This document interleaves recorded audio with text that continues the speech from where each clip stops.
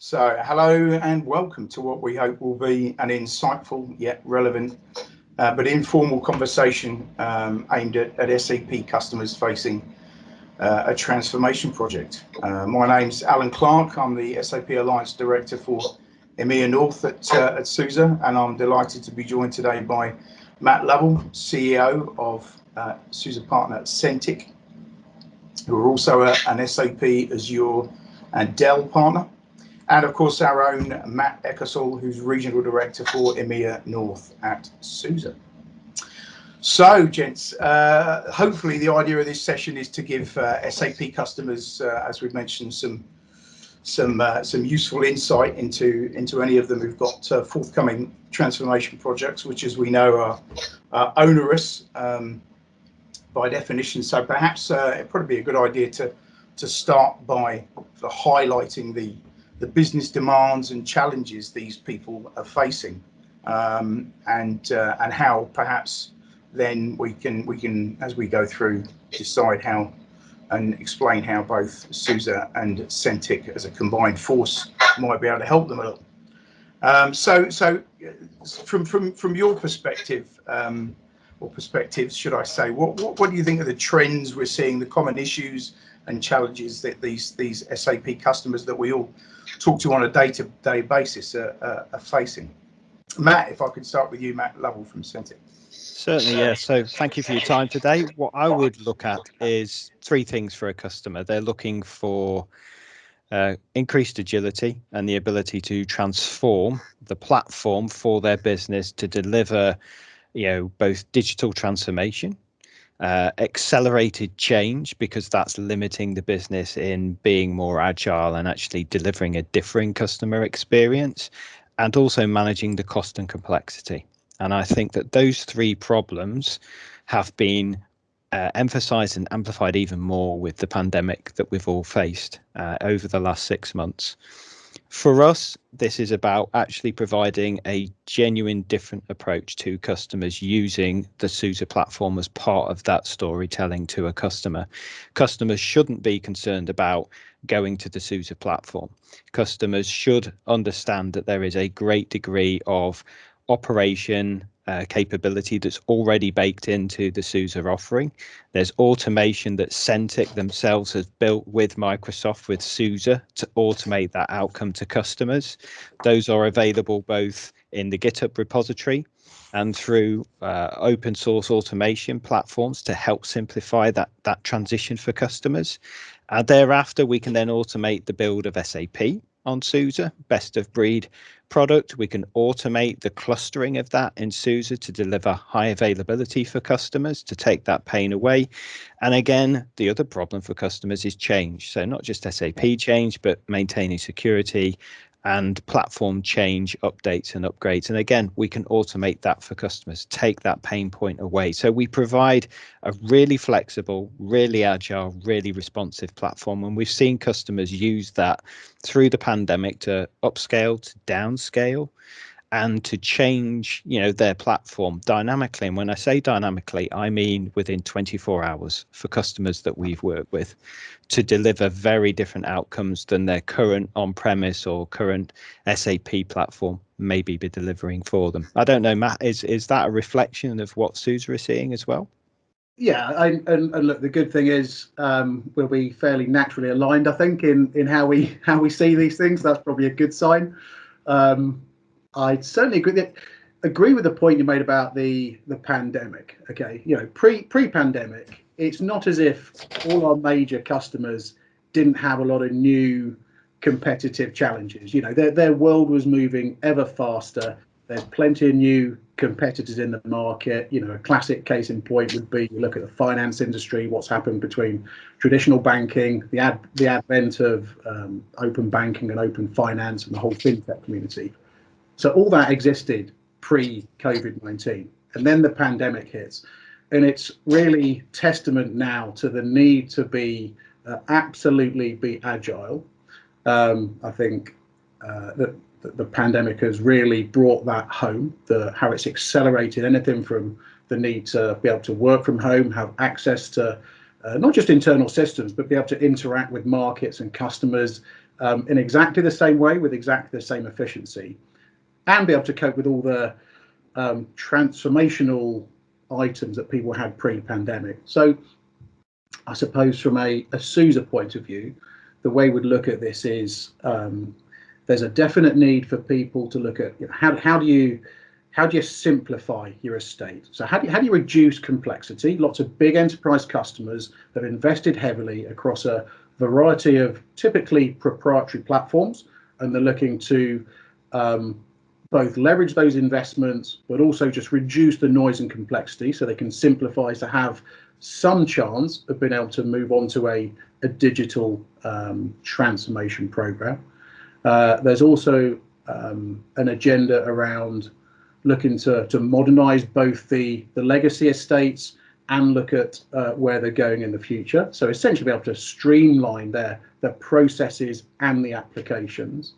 And then to some extent with a real view to the future. And this is where the pandemic is also really interesting, is like, how do you accelerate? How do you really just simply go faster across all your lines of business? And the bit I'd add to all of that I think is the common ground is, we're a technology vendor. Part of our agenda is really to avoid vendor lock-in, because you can't undertake any of these transformations now without needing to incorporate a whole variety of different and integrated product and technology choices. And part of what you need to do to enable that is absolutely have the right service partners on board. And this is where it's really cool, the work that we're all doing together, not just between Centiq and SUSE, but obviously, Centiq is representative of one of our best partners across EMEA, where we're all working closely together and with the wider ecosystem of the hyperscalers like Microsoft in particular, where hybrid's becoming very much a more front of mind topic as we understand the real costs of different environments, working with Dell and also other software providers. So they're the things that I think about, from both pre-pandemic and as we've gone through this fairly crazy ride over the last 6 months. And Matt, I know what it is from our perspective with the SAP customers we talk to, and of course some of them are mutual to us. But have you seen those challenges, the pain points that the customers are feeling, the fear factor, if you like? Has it, in your opinion, increased during this uncertain period, or has Matt said, has it just been a progression towards what we were going towards anyway? It's accelerated it. So for many customers, the pain points that they've got, they now need to address more urgently. Many customers are faced with the challenge of moving to an updated operating model. So adopting that, integrating that into their business, their people, their processes, as well as obviously the technology. I think many customers are having to do this within budgetary constraints, whether the pandemic has affected current or agreed budgets previously, or the fact that they have a finite amount of money and they want to accelerate this change, but they've still got to keep the existing platforms and the business running as it is today.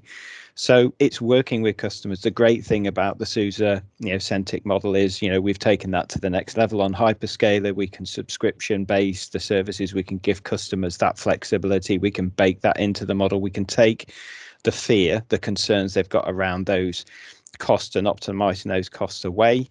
We can give them a platform that is a lot easier to change, and we can dynamically prove that, whether it's through proof of value or it's through customer references that we've collectively built together.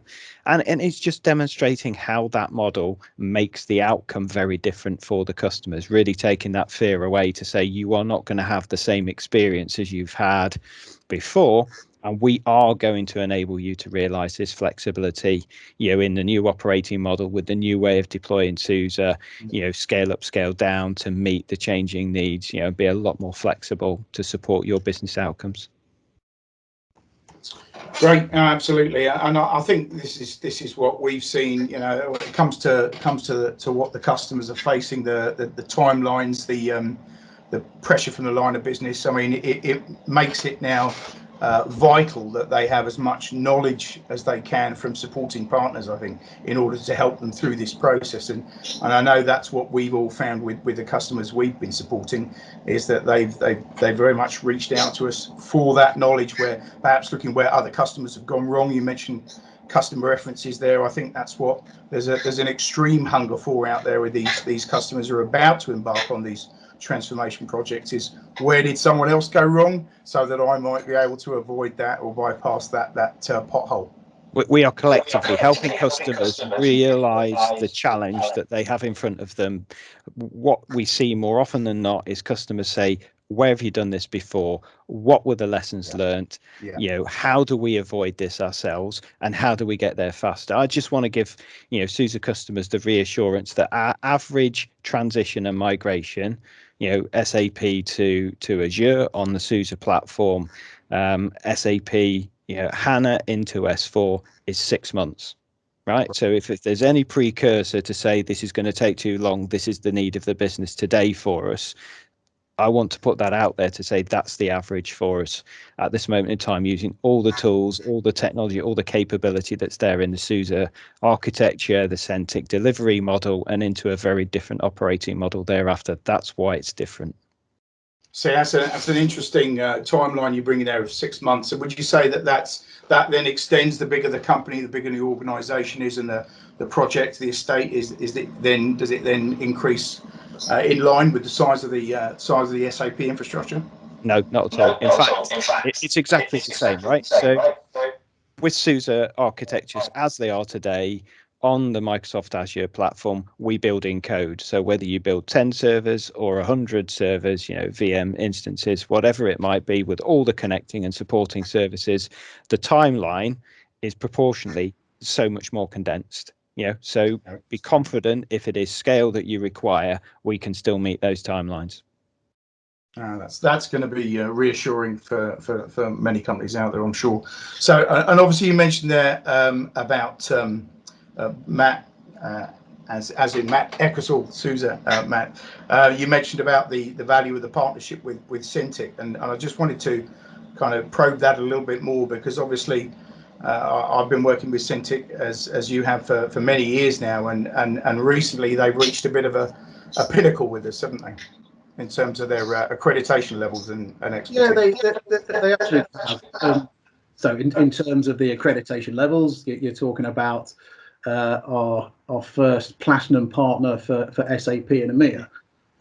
For me, the various badges of partnership, what they really denote is the skills and investment behind that badge. And Matt's been talking a lot about automated deployment and various deployment methodologies.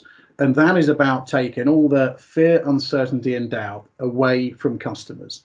You look through the history of ERP deployments, and they're some of the biggest and scariest projects any company can undertake. And there's a couple of observations around this. One is being able to move away from a very traditional waterfall-based approach to any IT project, and particularly for ERP projects, this is really, really tough. But with the advent of more automated deployment and also working with all the vendors here, SUSE, SAP, and Microsoft, to create these templates and proven methodologies, it really is taking that risk away. What I'd also pick up on is, what's the reason that our customers want to work with ourselves and Centiq? A lot of this is about skills now. So clearly you've got a cost and skills trade-off. And what we're seeing now is, with ever increasing complexity in IT estates, and importantly that where SAP has been the backbone for many years for big enterprise customers, more and more value is also being created within the backbone, really making good use of that data and being able to integrate that with a whole variety of maybe cloud native type new build applications that make you as an end customer different from what you're trying to do versus your competitors. Now, to understand all the integration points and the myriad of different technologies, both proprietary and open source, so that you can take a make and take a competitive advantage from your core business processes through ERP, as well as make good use of an expanding data platform. That's where the skills question really comes in. Yeah. I honestly don't think there's a single customer of any size, from whether you're talking small boutique retailers up to some of the world's largest automotive or finance houses, that has all the requisite skills to take best advantage and work across industry challenges in isolation. And this is where the skills of our partners and those that are investing in either very focused technology, focused methodologies, and likely focused industry solutions, this is where we complement together the work that our customers are doing. And one of the things that I'm seeing more of is this notion of what that teamwork looks like. I think the boundaries of a classic customer supplier or customer vendor relationship have, if they haven't gone, they're very fast disappearing. And what's replacing that is not just a delivery against contract, but being absolutely obsessed with, like, what is it that we can do, and what is it, and how can we work in partnership to deliver an outcome for a customer. And you know what, true to anything to do in a fast-paced environment, and we talk a lot about fast-moving markets and agile technology processes and platforms to support it. But true to any of that is the need to really get value back quickly and be able to course correct. And if you simply don't have the right partnership, and you're just bringing things back to contract and stated deliverables, then I don't think we have the basis for what a modern long-term partnership is going to look like. Indeed, I think you've encompassed that very well there.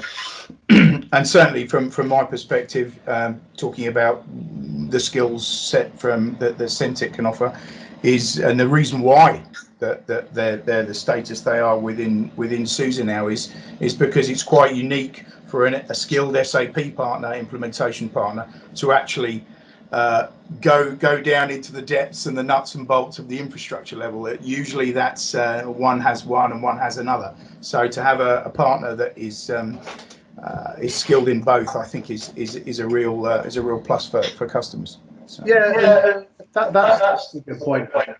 You can't underestimate, whether you look at it from how do you create some value, right? It's either in the application, or you're building a new platform based on technology, or you're changing the way you do business. You're changing some of your operating processes, which means you're changing your whole org structure, the types of people with different responsibilities.